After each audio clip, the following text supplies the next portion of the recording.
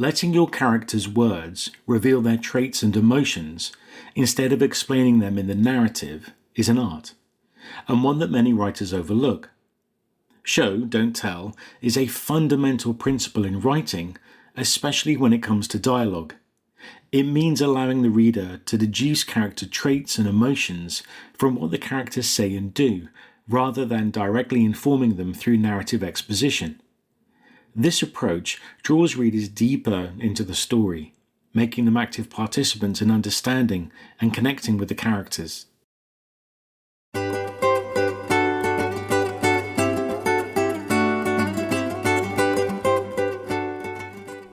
Hello, I'm Stuart Wakefield, an Author Accelerator certified book coach and writer. With 26 years in theatre, broadcast media and coaching under my belt, I know what makes stories work, and I love to share that with other writers because the world of storytelling, it's like the ocean. It's deep, it's mysterious, and it's a little bit scary to those who don't know how to navigate it. And with so much left to luck and timing, it's my mission to give great books the best chance of getting into readers' hands. In each episode, I'll share tips and plans of action that will help you write, edit, and publish your book. And if you're new to writing or consciously working to improve your craft, then this is the podcast for you.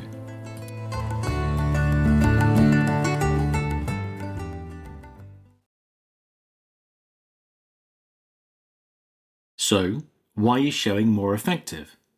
Well, the first reason is engagement. Because showing encourages readers to engage more actively with the text, piecing together clues to understand the characters. The second is realism. It mirrors how we perceive people in real life through their actions and words, not through explicit descriptions. Third, subtlety and depth. Showing adds layers of subtlety and depth to characters, making them more complex and relatable. Before we get to telling versus showing in dialogue, let's have a look at general examples. Telling. John was angry. Lisa is a kind-hearted person. They were nervous about the meeting. In these examples, emotions and traits are directly stated, leaving little to the imagination.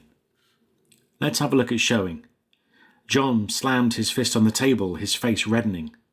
Lisa spent her weekends volunteering at the animal shelter, always with a warm smile for everyone she met.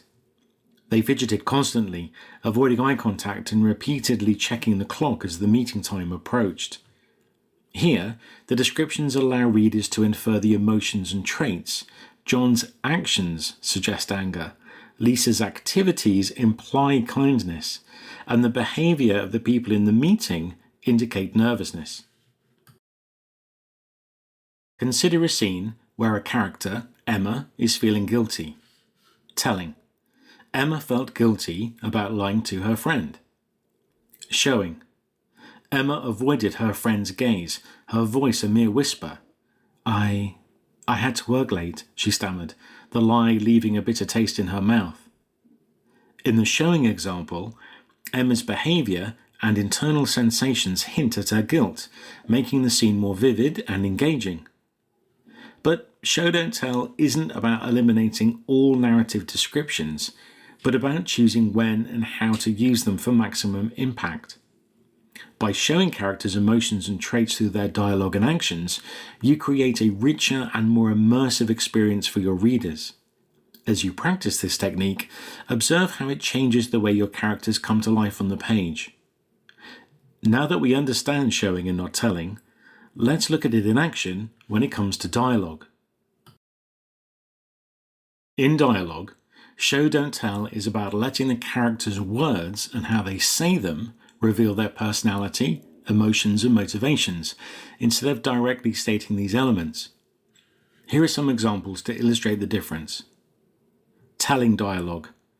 I'm really angry right now, said John. I care a lot about animals, Lisa mentioned casually. Oh, I'm feeling very nervous about this meeting, Alex admitted. In these examples, the characters are directly stating their feelings or traits.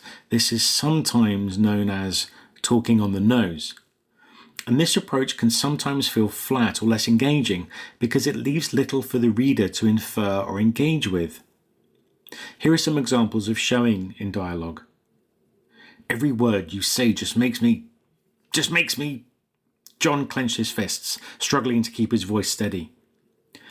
Did you see the new shelter they're building? I've already signed up to help on weekends, Lisa said, her eyes lighting up. Alex's voice was barely above a whisper. What if they ask me something I don't know? I just can't mess this up. In these showing examples, the way characters express themselves, their body language, and the context of their speech provides clues about their emotions and traits. John's physical reaction and interrupted speech suggests anger. Lisa's enthusiastic tone and topic choice imply her love for animals, and Alex's timid speech and self-doubt hint at nervousness. So let's have a quick recap. Why showing is more effective in dialogue? Well, it shows depth of character. Showing allows for deeper exploration of character nuances, making them more layered and interesting. And then there's engagement. It invites readers to read between the lines, engaging them more actively in the story. And realism. People often express emotions indirectly in real life, so showing makes characters more realistic and relatable. And finally, emotional impact.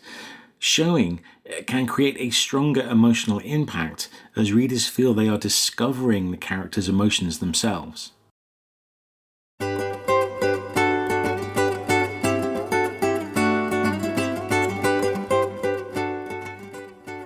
Before I wrap up, I invite you to do all the usual stuff. You know the drill.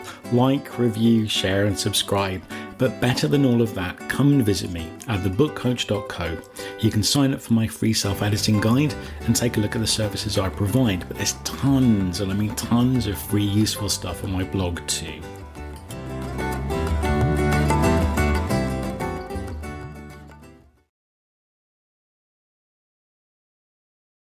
So, final thoughts. In dialogue, showing rather than telling makes the interaction more dynamic and interesting. It's about using characters' words, their pauses, their intonations, and their actions while speaking to reveal deeper aspects of their personality and feelings. And as a writer, your goal is to craft dialogue that feels authentic and lets your characters' true selves shine through their words.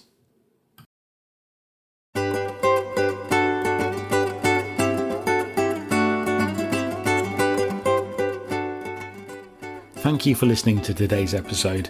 I'm conscious there are a lot of podcasts out there, and I really appreciate you taking time out of your day to listen to mine. But also, well done for investing some time in your own writing life. And yes, this podcast is about writing, but I'm here for you, not just your stories.